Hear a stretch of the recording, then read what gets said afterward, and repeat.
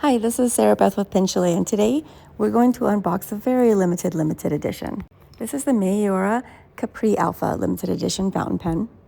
And this fountain pen has a triple filling system. Let's check it out.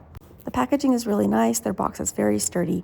It comes with a full-size bottle of Maiora ink, and you get plenty of information about your pen.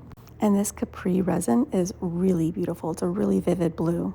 Plus, you really can't get more detailed than the Maiora center ring here. This limited edition features 14 karat gold plated 925 sterling silver in that beautiful cap band. It does have a spring metal pin clip, and it's a threaded cap.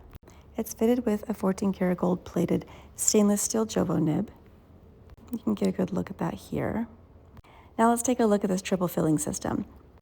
It does take the standard international size converter or ink cartridge, but it's also an eyedropper pen, and when you use it as an eyedropper, these pens have a maximum ink capacity of 5.5 milliliters, which is a lot of ink. You can choose from rose gold or palladium trim.